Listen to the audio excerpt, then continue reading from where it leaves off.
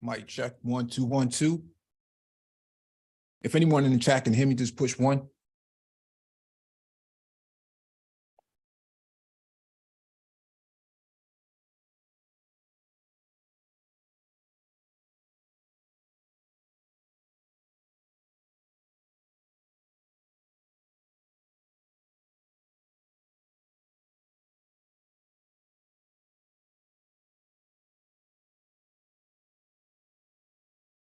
Okay, I got a 1. Thank you for the confirmation. Welcome back to the Black Brain Trust. This is just a quick addendum for the anti-leftists. Please hit the like button as you come in, share the video if possible, and hit that notification bell so you get all the updates from the Black Brain Trust. Now, there's been a little bit of a brouhaha that has been going on the last couple of days about the derailment in Ohio and whether or not the White House, the administration should have been there, to attend this incident that happened. And my take on this, based on some of the emails that have gone around and some of the murmurs that has been going on, is that the White House administration, the Biden administration, was not available, for attending, this derailment, this incident that happened. There's an organization called the NTSB that handles all of these transportation incidents and crisis management, scenarios that go on within the United States and outside the United States. And so what I want to do is I want to make sure I cover a lot of this stuff that's being discussed. So let me pull this up real quick. Let me pull up the NTSB's website. Let me share my screen.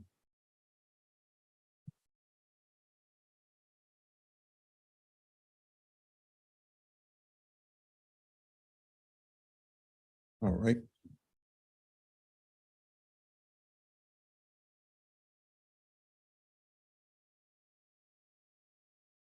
Let me know if you can see it in the chat.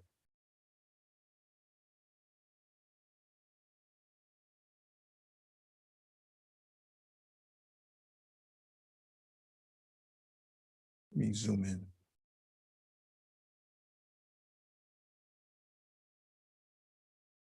All right, this is from the National Transportation Safety Board. NTSB issues investigative update on Ohio train derailment.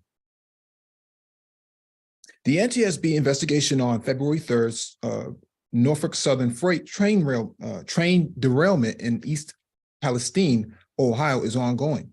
On February 3rd, at approximately 8:54 p.m. local time, eastbound Norfolk Southern Railway general merchandise freight train 32N derailed on Main Track 1 in East Palestine, Ohio. As a result of the derailment, 38 cars derailed and a fire ensued, which damaged an additional 12 cars. There were 20 total hazardous material cars in the train. Consists 11 of which derailed. A list of what the derailed rail cars were carrying is available online. There were no reported fatalities or injuries. NTSB is conducting a safety investigation to determine the probable cause of the derailment and issue any safety recommendations, if necessary, to prevent future derailments.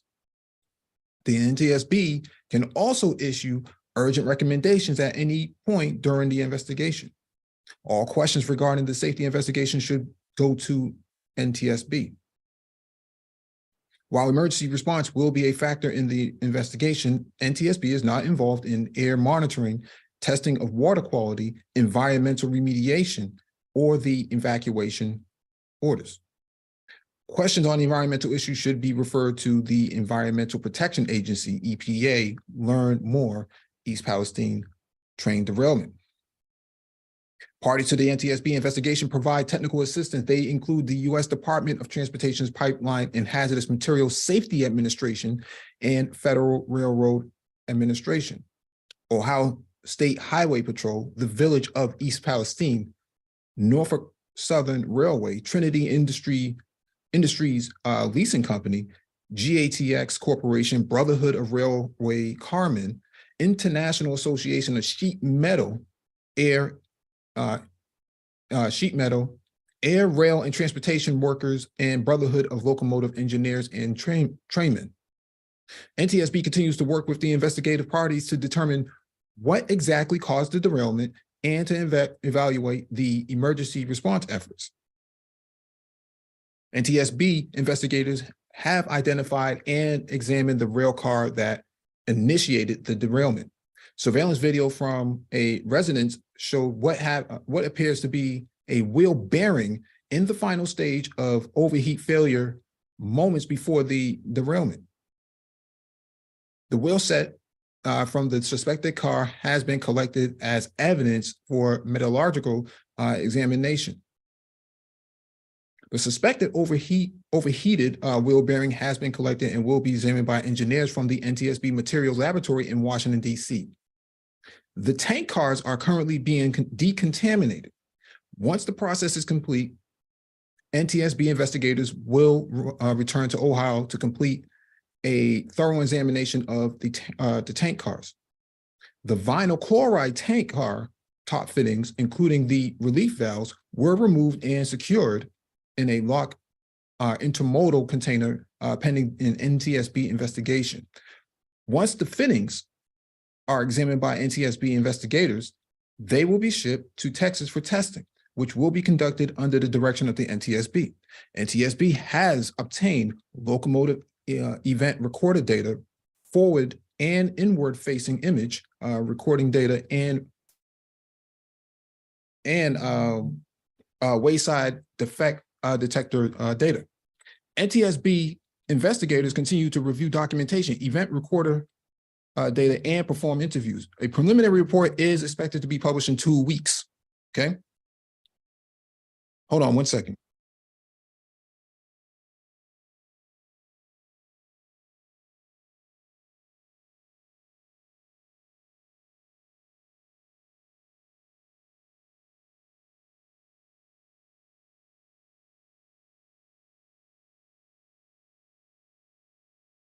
Sorry about that, I just had a call.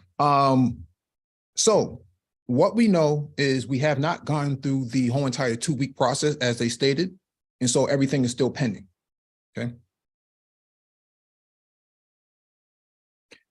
Now, let me get to the next item here. This is from WKYC.com. Ohio train derailment. NTSB Chair Jennifer Homedy issues plea to stop spreading misinformation. Nothing is more important than accuracy at a moment like this, okay?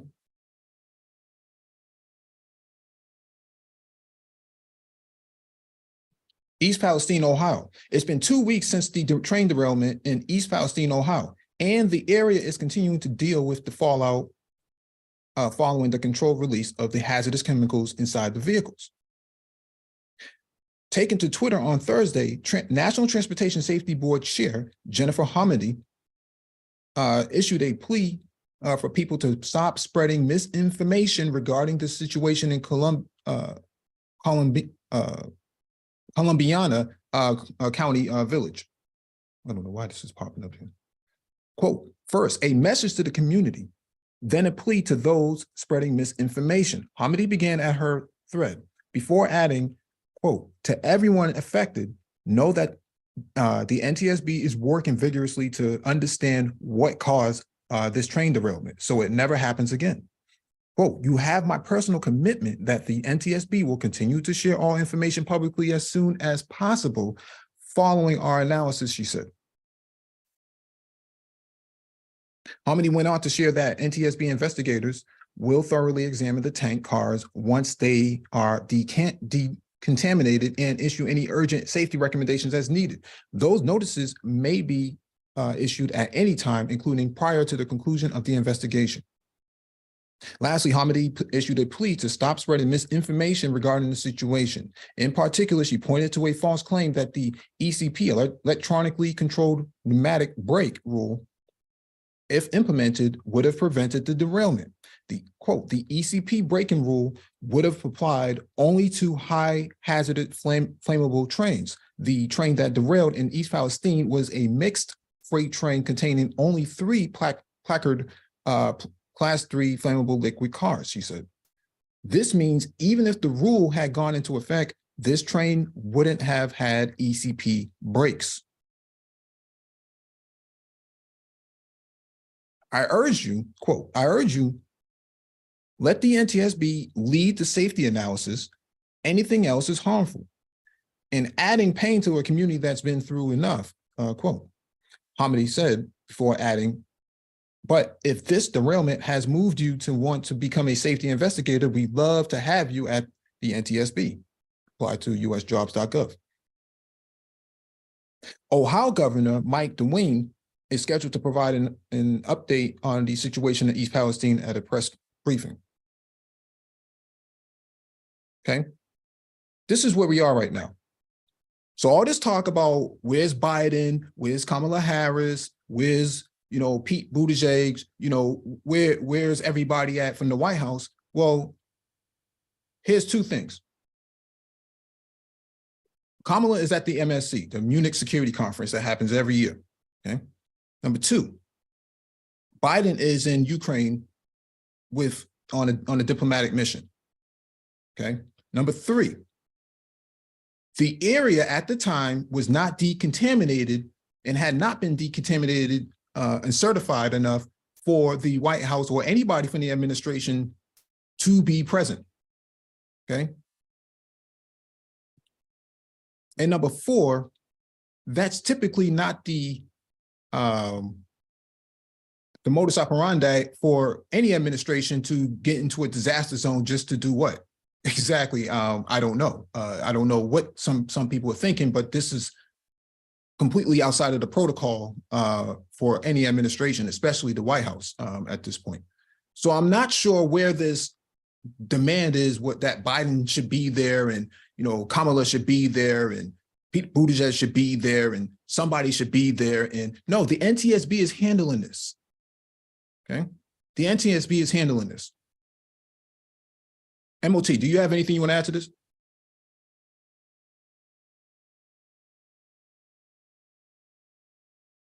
MOT, if you're talking, I can't hear you.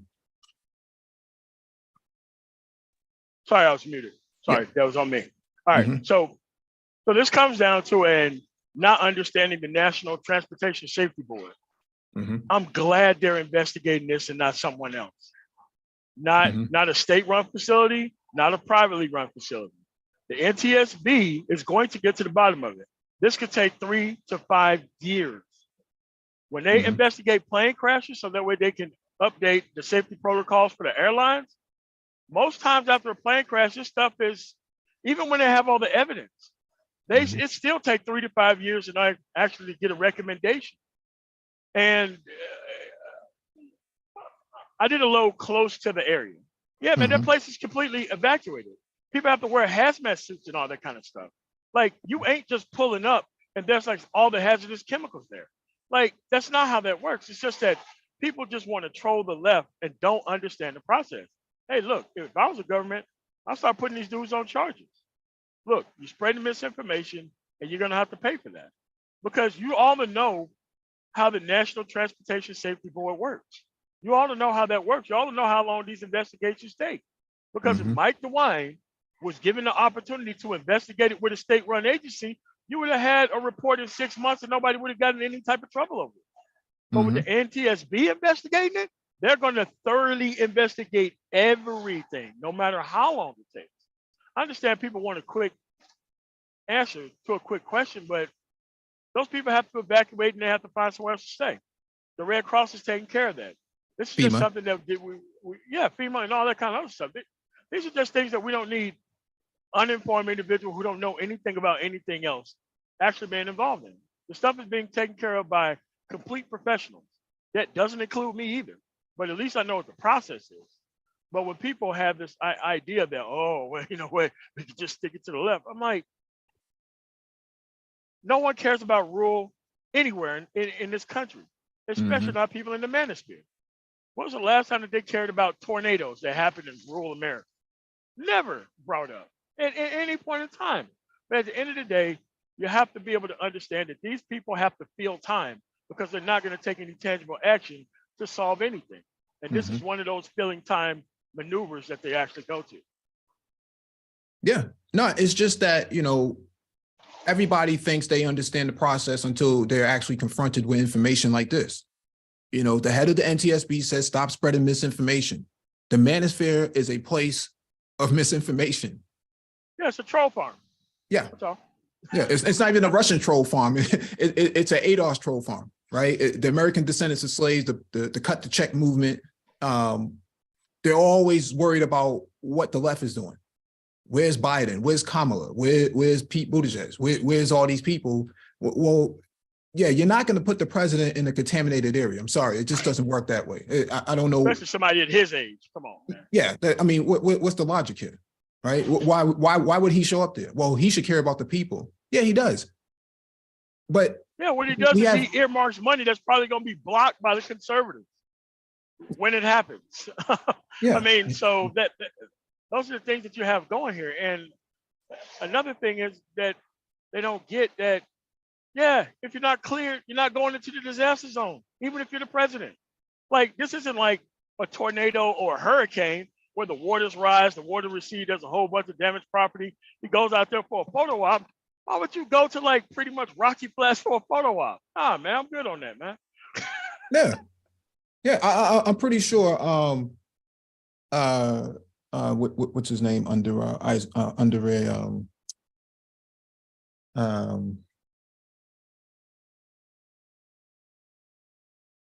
War II Vice President Truman. No, not Truman. Is it Truman? Wait, Eisenhower's vice president? No. Why am I having a senior moment right now? Anyway, Gorbachev. Sorry, Gorbachev. You think Gorbachev went to Chernobyl to check on all those people down? Like, what is going on here, man? Yeah. What's going on here, man? Problem is, you have two groups of people. You have one group of people who's not going to do anything, and there's another group of people who's going to mislead these people in circles so that way they don't have to do anything. Oh, MOT must have went on mute.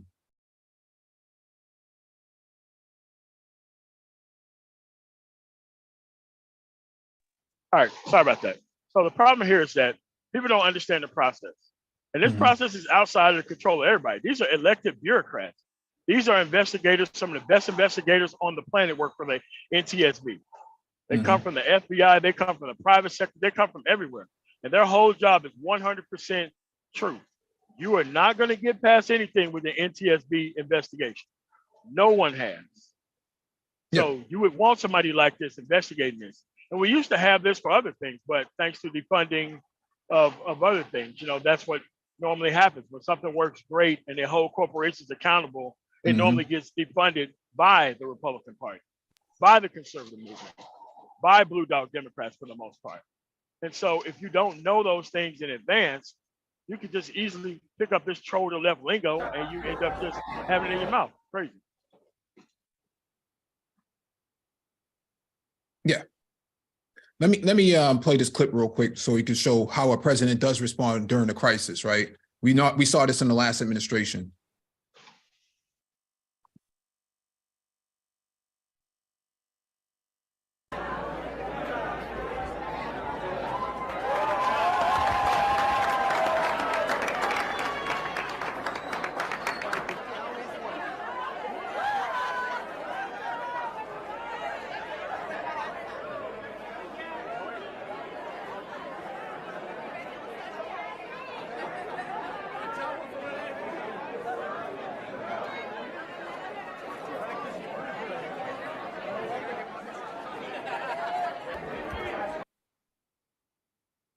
Now, where was the manosphere this anti-left manosphere who's so concerned about, the calamities and the humanity of American citizens when this was happening.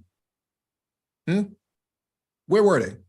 I didn't see not one guy post a video about about how Trump was going around tossing towels at, victims of a major hurricane disaster. Now, did he show up? Yes. But does it make sense? No. No, I mean, but the president didn't come from like a diplomatic event to come do what this. Like Mike Pence didn't come from like a diplomatic mission to come out and do this. So it's just like when you don't understand the process, you don't know what's going on. The only thing you have to do is fill a whole bunch of time with misinformation and disinformation. That's the only thing. That's your only job. Yeah. Now, let me cover this last piece here. This is from AmericanProgressAction.org. The Trump administration's top 20 actions that have kept Puerto Ricans in crisis. Zoom in on this real quick. The Trump administration officials arrived today in Puerto Rico for a week-long tour of the island ahead of the 2020 hurricane season. Since 2017, Puerto Rico has faced unprecedented devastation from hurricanes, earthquakes, COVID-19, and long-standing fiscal and economic crisis that demand aggressive federal action in response. As federal officials touch down in San Juan, it is a good time to highlight the multitude of efforts that the Trump administration has taken over the past several years to deliberately marginalize and harm Puerto Rico and prevent the island from having any chance of rebuilding its economy or infrastructure. The following harms are listed in no particular order. Number one, in February 2020, President Donald Trump threatened to veto a $4.7 billion emergency aid package intended to help Puerto Rico recover from a series of damaging earthquakes. Number two, when a 6.4 magnitude earthquake hit Puerto Rico in January 2020, President Trump remained publicly silent about the emergency, even though he often publicly comments on national disasters. Number three, in December 2019, President Trump personally intervened in budget talks to cut Medicaid funding to Puerto Rico by half. Number four, the Trump administration imposed severe restrictions on billions of dollars in emergency relief to Puerto Rico. Number five, amid protests against the disgraced and now former governor Ricardo Rossello of Puerto Rico, President Trump stated in reference to himself that he is, quote, the best thing to happen to Puerto Rico. Number six, President Trump tweeted in August 2019, Puerto Rico is one of the most corrupt places on earth. Number seven, in October 2018, President Trump falsely accused Puerto Rican politicians of using disaster relief funding to pay off the island's debt. Number eight, in 2017, during his visit to Puerto Rico after Category 5 Hurricane Maria, President Trump carelessly tossed paper towels to crowds. Number nine, President Trump insulted San Juan Mayor Carmen Yulín Cruz as incompetent as Hurricane Dorian approached the island. Number 10, on January 31st, 2018, the Federal Emergency Management Agency, FEMA, announced that it would stop distributing essential aid in Puerto Rico, reversing its decision only after widespread criticism. Number 11, under the Trump administration, FEMA awarded a $156 million contract for the distribution of 30 million meals for the island following Hurricane Maria. However, only 5,000 meals were delivered.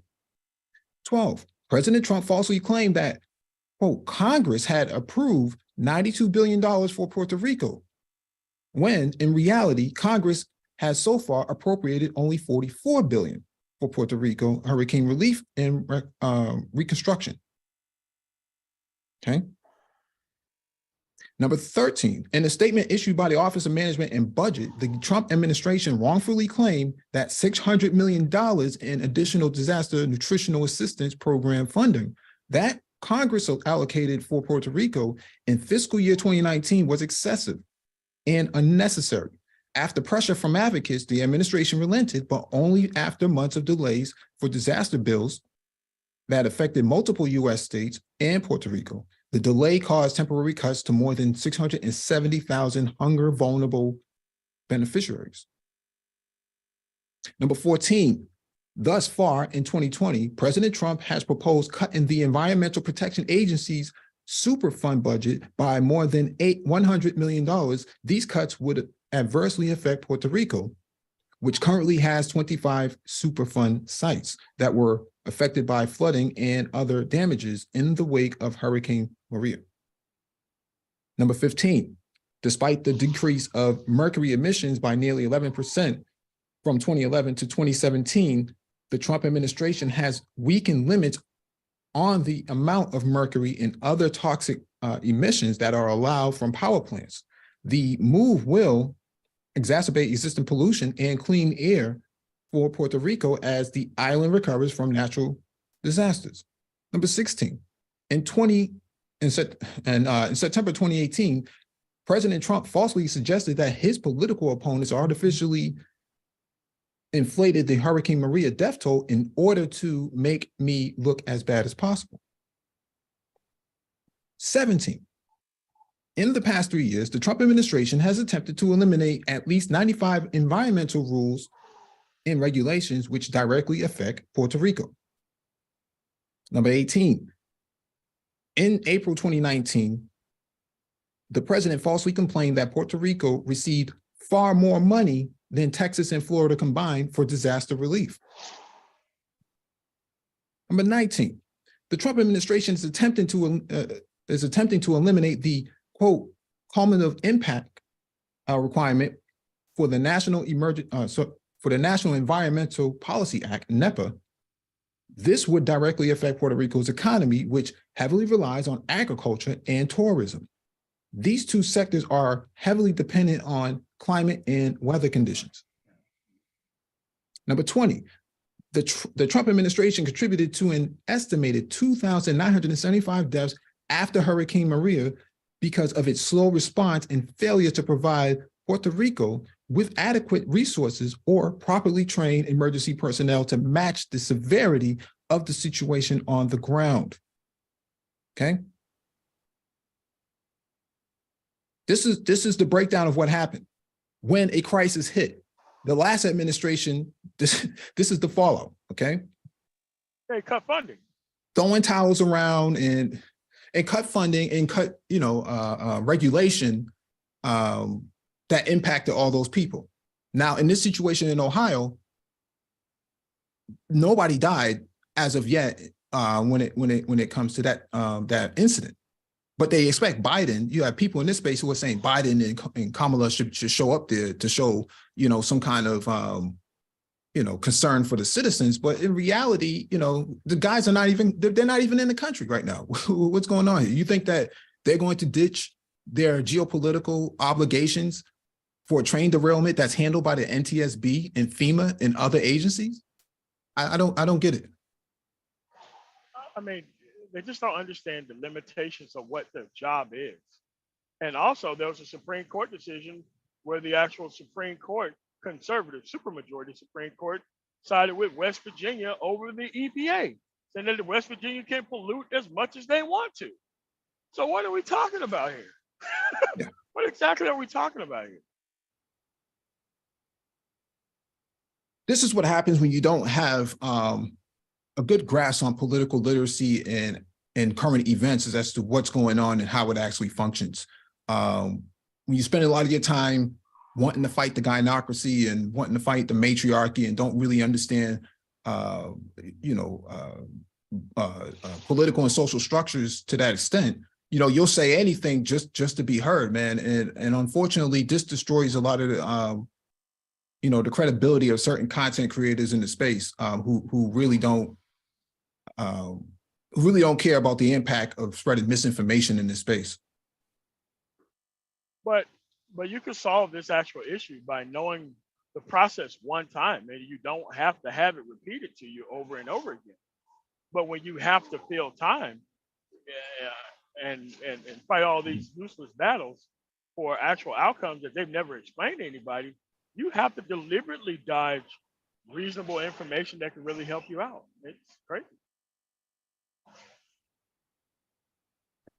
Now, here's the last piece here that I want to cover.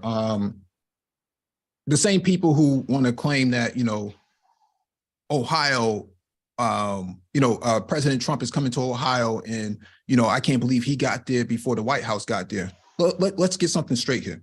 One, he's not going to the disaster site, okay? If we look at a map right here, this is from the election results of 2020, okay? Let me zoom in just one bit.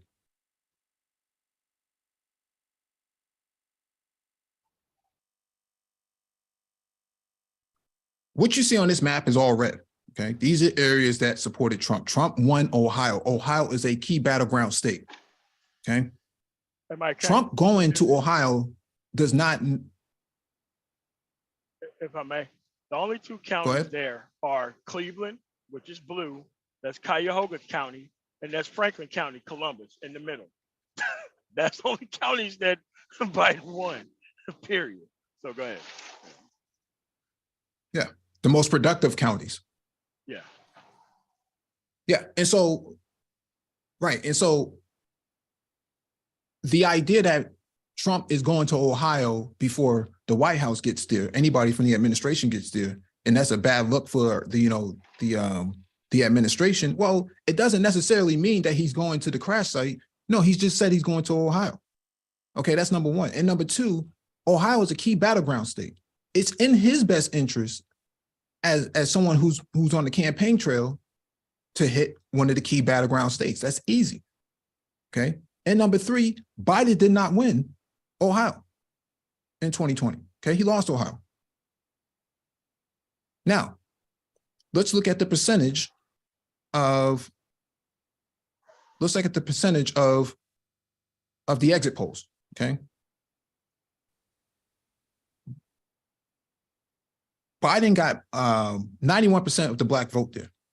Okay, 57% of the Latino vote. The Latino vote is bigger than the white vote for Democrats in Ohio. Okay. Let's look at by gender. Black men, 86% of Black men voted in the Democratic Party for Biden. 11% voted for Trump. 93% of Black women in the Democratic Party voted for Biden, and only 6% of Black women in the Republican Party voted for Trump. Okay. Latino women, I should say Latina, I'm not sure why I said Latino, but Latina women, the Latina vote is at 60% for Biden and 39% for Trump. Okay. Why are we breaking down these numbers? What we're seeing here in this space is a lack of understanding of the political structure itself, how the process works, and what the numbers are on the ground. Trump knows he won Ohio. This is an easy sort of visit for him to go to. Oh, Ohio. He's exploiting the disaster for his own political cause. It's not like Trump is an environmentalist, because we just read what he did to Puerto Rico. He cut funding for Puerto Rico and had no interest in the salvation of humanity for Puerto Ricans anyway. So, I mean, let's stop gaslighting and pretending as if Trump is somehow this big humanitarian and pro-life, when in reality, he didn't feel that way too hard about the Latino vote when it came to Puerto Ricans. Okay, but what we do know here is we do know that there is a strong contingency to be made out when it comes to the Democratic vote in Ohio. I'm saying all that to put things into perspective so that when people come on here or when they go live tonight, or whatever they decide to when they want to go live, this is the data. I'm not making this up. It's not hearsay. This is straight from the election results itself. Hamilton, you have anything you want to say to this? No, it's just that once you start breaking down the numbers, it really clears up a lot of need for idle chatter and misinformation. Again, once you inform yourself on how the process works, you don't have to keep showing up to mis and disinformation unless you deliberately don't want to be part of the process and do that kind of stuff. So not knowing these things is a personal failing. It was a personal failing for me too. I didn't know what was going on. And once I started to get to understand how things were going on, I was able to not need to actually be tuned in to people who I was being misinformed by and being emotionally gaslit by, because that's what they depend on. They depend on you not being involved in the process and simultaneously complaining about the process and actually expect the process to give you something when you're not even involved in the process at all. So the more you learn about the process, the better you are. And you just can't cut block the actual understanding of it by just saying, oh, well, you know what? No, you're just trying to bring people back to the Democratic Party. No, we're trying to bring you back to political understanding and actual engagement, regardless of who you vote for. But you got to learn the process before you just go out there and just start putting ineffective numbers behind things just so that way you control people. You want things to actually change. There's a process to that everybody else has followed. The Latinos have followed, the Arabs have followed, the Asians have followed, the LGBT have followed, and the Latinos. So there's no excuse for us not getting results unless we particularly don't want to play the game by the simplistic rules that are laid before us. And one last thing, I agree with what you're saying. The idea that Democratic voters are uneducated, this is a misnomer. We're looking at the numbers right here, okay?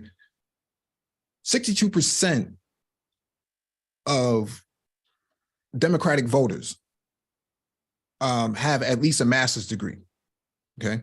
Compared to Republican voters who only have 36%, or 1/3 have any sort of master's degree or graduate level education.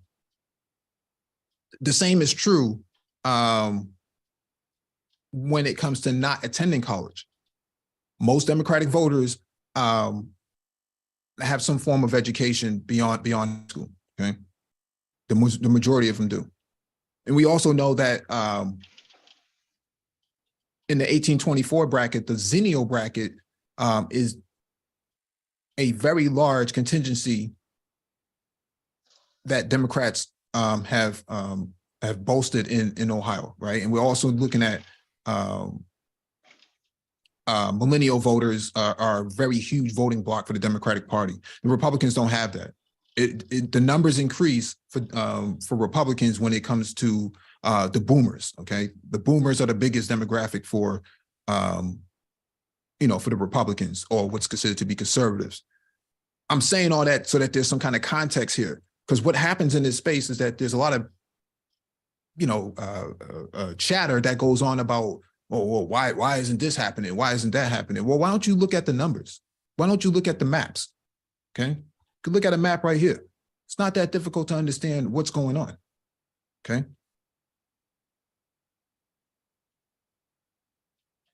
Nice. Not that difficult.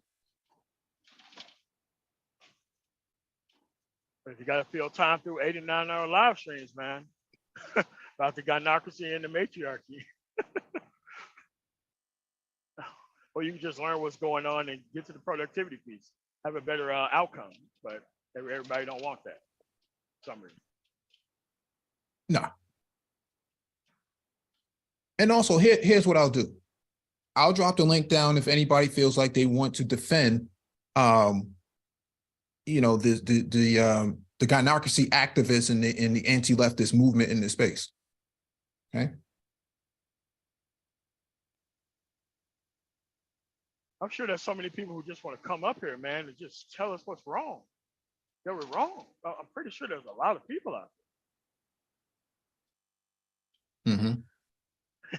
Like Tariq Nasheed, hidden colors, hidden links. Where people come up and spread this information. Yeah. And then they decided. Unbelievable, man.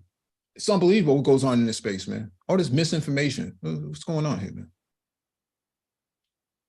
Well, he should show up because, know what I mean? If you don't show up, he might lose Ohio. He lost Ohio in 2020. What are you talking about, man? What are you talking about? Fam, Like, I'm just saying that he should have it's just not that flew difficult, by. man. You should just flew by in the plane, just fly Air Force One above it,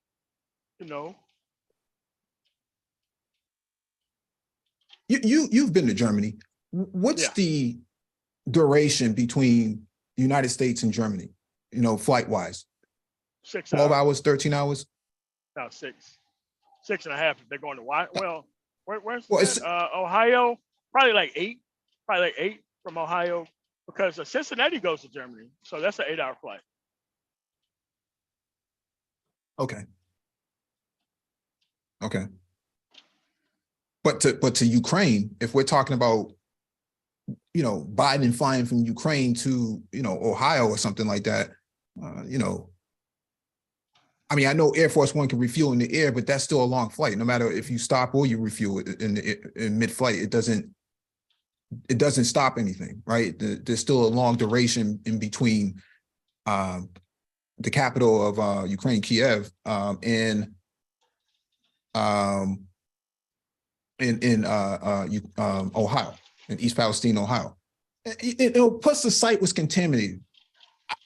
You got to help me understand, why would it make sense to send the president into a contaminated area? To show what?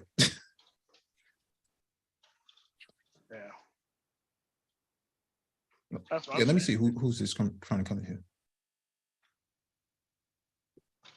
Oh, go ahead. No, it's just that, and East Palestine is way out there, man. So they're gonna have to land at Columbus, get a motorcade, and go way out there. So it's not it's not even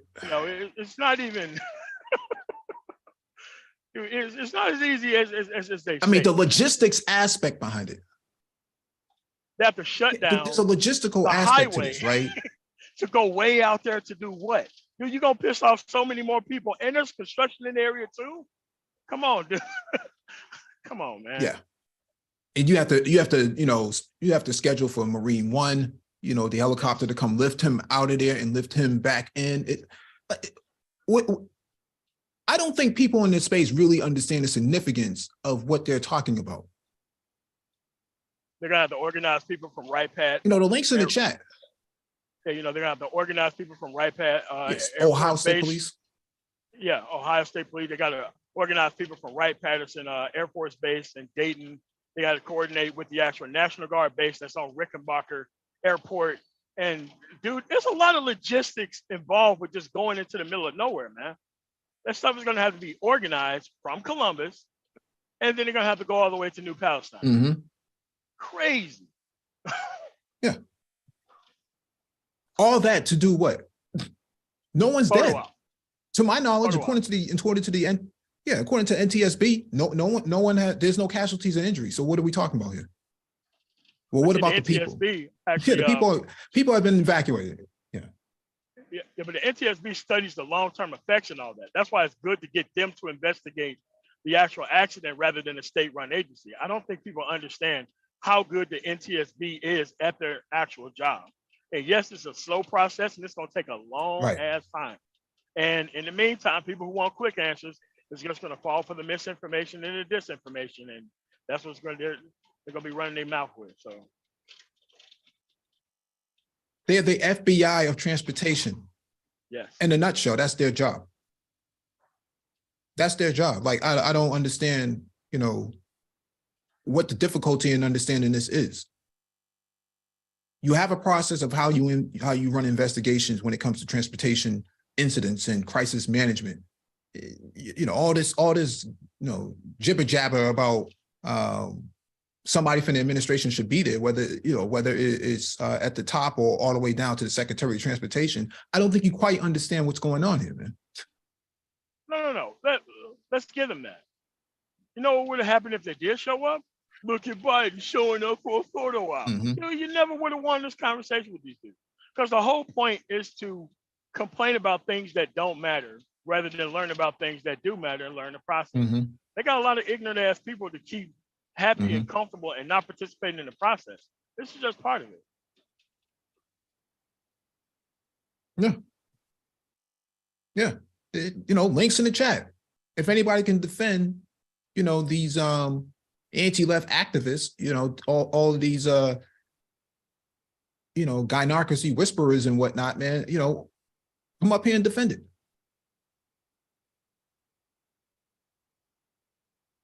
So many people jumping on the link, man. Dude, I could barely get a word in, Mike. Whoa. Yeah. What's going on, Prof? How you doing, man? You're doing okay? I'm good, bro. What's good with you? Oh, nothing much. I just thought it was interesting, from a cybersecurity standpoint, the CISO of the rail company, like you said, Mm-hmm. they got to start doing crisis management with the NTSB, right? Because you got to figure out what chemicals was on there, how to put them out, how to practice for that. Those guys should have been practicing for a situation like that and doing joint reconnaissance with NSTB and different local government agencies, right, to try to make that go smoothly. I think a lot of people really kind of forget that even for a rail company, they got an internal CISO that's got to connect, like you said, with those different agencies to, to help them and get in front of it. So. Yeah. I agree with you that, go ahead, MLT, please. And another thing that you have to realize is that they have regulations that they should have followed. Now, if this was a state-run investigation, they just would have swept all that stuff under the rug. But now that it's being a national investigation, yeah, they're going to find out what went wrong and why. Well, yeah, now facts, because I worked in large government agencies and we have to practice that. And like you said, working with the NTSB, the FBI, because too is all those agencies going to be on it because they're going to, okay, was that a domestic terrorist that messed with the train? Probably not, but everybody's going to be in there, like you said, doing a thorough investigation of it. Yeah, and that process works no matter where this is not something whether we complain about it or not. Yeah, and it's not like, oh, they just woke up, out of bed, man, just put on their Crocs and whatnot and just ran out there and was like, oh, yeah, something happened and let's wait for Biden to come down here. That's just not how the process works. No, that's not how it works, man. Yeah, because like you said, he gonna get briefing, Biden gonna be asleep, then somebody's gonna call him. Because like you said, it depends on the level of it too. Like there's multi things going around the world at once, right? So even though this is big, there could be something bigger. Because I used to work with Department of Homeland Security, right? Because they in there, right, and they're oversight and NTSB, so they out. Everybody's got to be in concert. And like MOT said, this is not a small thing. So there's a chain of command, there's reports on reports, the CISO, like you said, now it's out of his hands to the federal agency. So hopefully they got their insurance for a catastrophe like this, right? Because people don't realize you got to have some insurance, you got to practice it, you got to have a manifest to figure out what type of chemicals on there, what type of things you need to put the fire out. All that stuff's got to be in play and it's got to run. And if it doesn't run well, you as a railroad company is going to get a huge ass fine. Yeah, they could just file bankruptcy and get rid of it. Like, but people don't understand that. Go ahead, Mike. Yeah, and the thing here, no, I was just going to say that the thing here is this is how a bureaucracy works. Okay, whether you like it or not, this is how it works. And not understanding what a bureaucratic system is like and how it's run, you really shouldn't be a U.S. citizen at this point. I would question, legitimacy. And I agree with MOT. People should be arrested for spreading misinformation like this. Now, I'm with y'all, but come on, man. I think y'all giving the manosphere too much credit. You're going to have people at the top of the intellectual pyramid. You're going to have people at the bottom. So, that's what makes it a manosphere, right? And I don't think, because I work in the industry, when you have a commercial thing like the railway, and when you do something and the federal agencies start, coming in, that's a whole different ball game, man. Yeah, I agree. Because long story short, I work with the IRS. I work with the IRS. So when they come in and they start doing stuff, then people don't realize is the State Department of Revenues fund the whole nation. So if a couple of them get attacked, Department of Homeland think China or somebody's messing with you. So once again, like you said, you get that bureaucracy, but it's trying to help the United States stay safe. The same thing as, with a major spill like that. You need that bureaucracy to make sure nothing gets swept under the rug, all the I's get crossed and T's. Because like MOT said, you really want to figure out the incident response, or RSC, what's the cause of it, so you can prevent it in the future, right? That's really the goal. But you need a big bureaucracy to make sure all those I's get checked, and box get crossed and all that good stuff.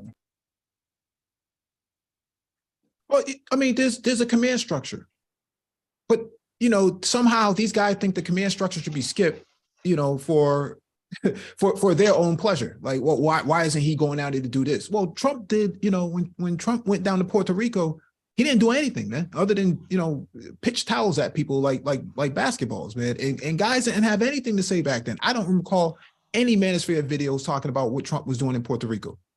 No, that's true. And I worked on this big client, like you said, chain of command. We had this big communication team, and something happened. I said, well, what happens if we get hacked? They said, oh, no, this is big enough we got to talk to the governor's communications team, because if we break chain of command, somebody's going to get fired. If it's a big enough thing, the governor's got to be in front of it. I was like, oh, yeah, I'm learning today, right? Because you jump that chain of command and somebody get embarrassed in a big event like this, a whole department going to get fired.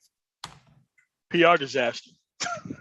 Right. Miscommunication. Yeah, and I was surprised. I was like, our communication is like, oh no, this goes to the governor's communication team. I like, because it's such a big event. If he doesn't look in charge, right, he could be embarrassed and not get elected. So they want to make sure, like you said, that chain of command, even on a communication level, has to be intact.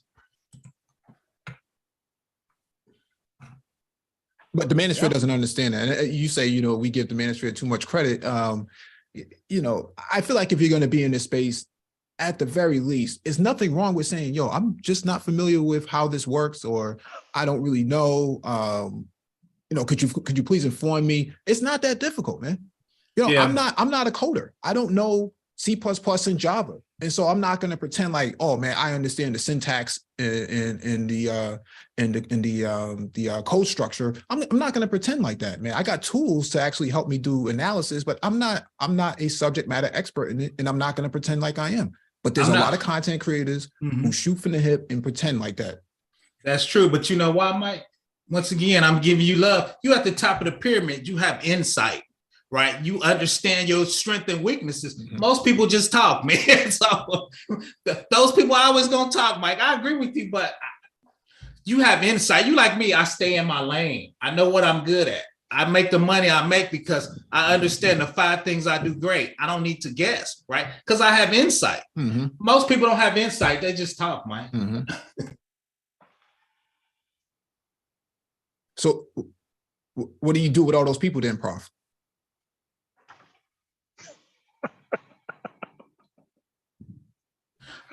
I don't know, Mike. That's above my pay grade as insight. I don't know, man. That's an excellent question, man. And like you just said, I don't have an answer. That's the insight. I don't have an answer, man. But too, it makes excellent content. It gives you something to talk about all the time. But I was on other channels, man. I just think that's that Maslow pyramid, right? If you're at the top, you understand that. And people at the bottom are trying to get to the top. So I try to give them a pass. But I definitely understand where you're coming from, Mike. Don't get me wrong. I understand where you're coming from. Yeah, well, we're talking about, is it Maslow? Hellman's hierarchy of needs, man. Yeah. Yeah. Brothers out there just eating, man, trying to make a couple YouTube dollars, Mike. I don't know, man. I'm at the top, man. I'm trying to get inside. Go ahead, Mike. No, I mean, I see them as proverbial drug dealers, man. They're just trying to make a quick buck, but man, they're poisoning everybody in the community just so they can, buy some more, fresh pairs, J's or something like that. I think it's disgusting, to be quite honest with you. I think it's disgusting. I don't disagree with you. Like you said, but obviously, like the drug dealers, they got a customer base that keeps them, making YouTube dollars and keep making sales, right? So obviously there's an audience and content for that, I guess, like you said. So